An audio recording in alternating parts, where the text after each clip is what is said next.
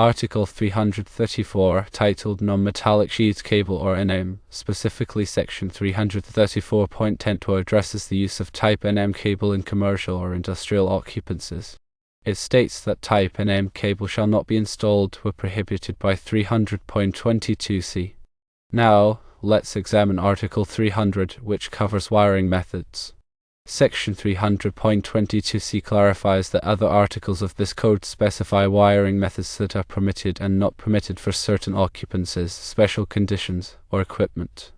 Combining these two articles leads to a clear understanding. The 2002 National Electrical Code prohibits the use of Romex, also known as Type NM cable, in a 30-unit 4-story building. This prohibition stems from the building's classification as a commercial or industrial occupancy where stricter fire safety standards are in place. The code prioritizes the use of wiring methods that offer greater fire resistance and mechanical protection in such structures. Therefore, using Romex with plastic boxes in this scenario would be a violation of the 2002 NEC. To provide a more comprehensive understanding, let's delve deeper into the reasons behind this restriction and explore alternative wiring methods that are permitted. Firstly, the primary concern is fire safety. Multi-story buildings, especially those with numerous units, pose a significant fire risk due to the potential for rapid fire spread. Romex cable, while suitable for many residential applications, has a lower fire resistance compared to other wiring methods like conduit. In the event of a fire, Romex can quickly melt and contribute to the spread of flames and toxic smoke. Secondly, plastic boxes, commonly used with Romex, also have limitations in terms of fire resistance. They can melt and deform under high temperatures, potentially exposing electrical connections and creating additional hazards. Thirdly, the code aims to ensure the structural integrity of the wiring system. In commercial and industrial buildings, wiring is often subjected to greater physical stress and potential damage. Romex cable, being relatively flexible and unprotected, is more vulnerable to damage from impacts, abrasion, or environmental factors. Conduit, on the other hand, provides a rigid and protective enclosure for the conductors. Now, let's discuss alternative wiring methods that are permitted in such buildings according to the 2002 NEC. One option is the use of electrical metallic tubing, or EMT conduit. EMT is a thin-walled steel conduit that offers excellent mechanical protection and fire resistance. It can be easily bent and cut to fit various installation requirements. Wires are pulled through the EMT conduit after it is installed. Another option is rigid metal conduit, or RMC.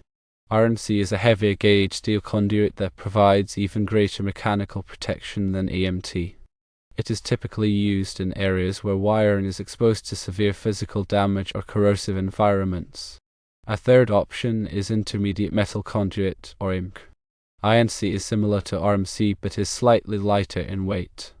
It offers a good balance of strength and ease of installation. A fourth option is armored cable, or AC.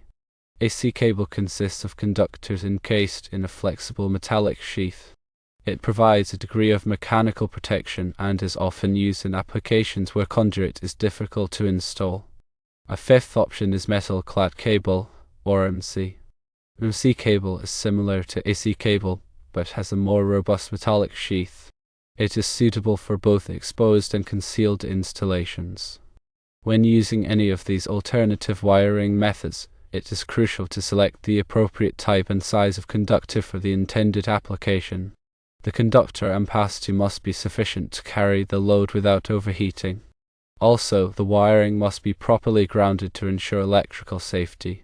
In addition to the wiring methods, the type of electrical boxes used is also important. In commercial and industrial buildings, metal boxes are generally preferred over plastic boxes due to their superior fire resistance and mechanical strength. Metal boxes provide a more secure enclosure for electrical connections and help to contain any potential fire within the box. Furthermore, it is essential to follow all applicable codes and standards during the electrical installation. This includes proper wire terminations, secure mounting of boxes and conduit, and thorough testing of the completed system. The 2002 NEC provides detailed requirements for all aspects of electrical wiring, and it is crucial to consult the code book to ensure compliance. Moreover, it is always recommended to hire a qualified and licensed electrician to perform electrical work in commercial and industrial buildings. A licensed electrician has the knowledge and experience to properly design, install, and maintain electrical systems in accordance with the code. They can also identify potential hazards and ensure that the installation is safe and reliable. Now, let's elaborate on specific sections within Article 334 and 300 of the 2002 NEC. While we've highlighted 334.10 and 300.22c, understanding the context around these sections is equally important. In Article 334, the scope of non-metallic sheaths cable type NM includes a broader discussion of where NM cable can and cannot be used. This article outlines the types of occupancies and specific conditions where NM cable is acceptable, typically focusing on residential applications where building codes and fire resistance requirements are less stringent than in commercial or industrial settings. The limitations defined within this article are carefully considered to ensure safety and prevent potential hazards. Article 300, Wiring Methods, is a foundational section that lays out the general requirements for wiring installations.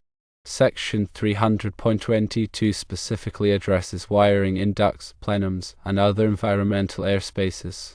Subsection C of 300.22 is particularly relevant as it refers to other articles within the code that may further restrict or permit specific wiring methods based on occupancy type, special conditions, of the equipment being served. This cross-referencing ensures a comprehensive approach to electrical safety, taking into account the unique characteristics of different environments and applications. To further illustrate why Romex is typically prohibited in multi-story commercial buildings, consider the potential consequences of a fire.